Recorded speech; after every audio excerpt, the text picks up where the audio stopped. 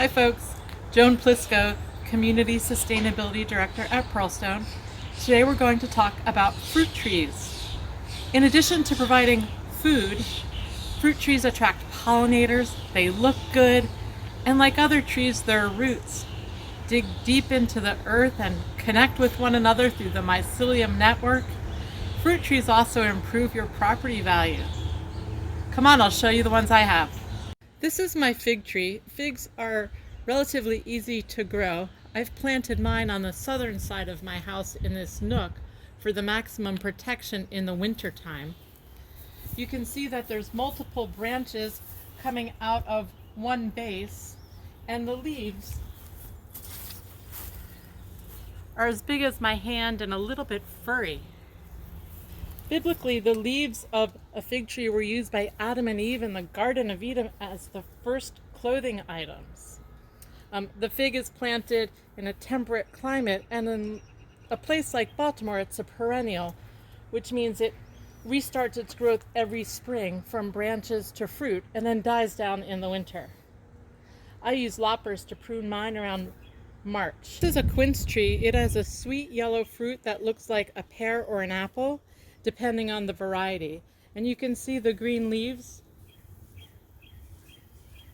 are shaped like a feather. There's one main trunk, and this one gets pink flowers. Interestingly, the quince tree was popular during colonial times, but they fell out of favor because they didn't offer the immediate gratification. You can't just eat a quince right off the tree. They are good for pollination, especially if you have two trees. I think I'll be planting another one in my yard. In spring it blooms, and in late summer it produces the quince fruit, which is hard and acidic. This is a bush cherry, which is a perennial shrub. It grows small, round, red cherries. The leaves are serrated and feather-like. This tree is not yet 2 years old, so I haven't had fruit, but when it does ripen, it will ripen in July or August. It's also very good for a wind shield because it's wind tolerant. I've planted herbs to support the health of the bush cherry, including marjoram, lemon balm, and 2 chive plants. Also, iris and sedum surround the bush cherry. I'm here with my friend Nick, socially distanced, of course, and he's going to tell us about his blackberries. Yeah, so these are black raspberries, as you can tell by the color of the cane. When we bought our house here, there were some here.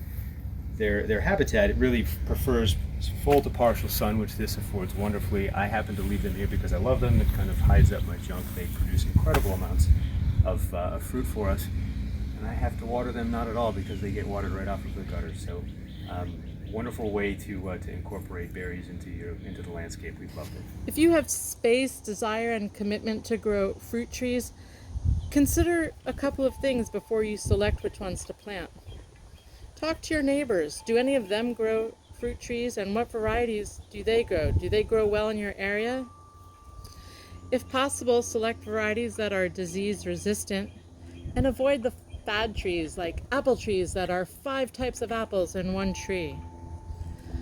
I've heard not a lot of people have luck growing fruit trees in containers. They're pretty high maintenance, so you might want to consider that. I purchased my cherry and quince tree from these places listed here. I encourage you to use them or find other places for mail order fruit trees.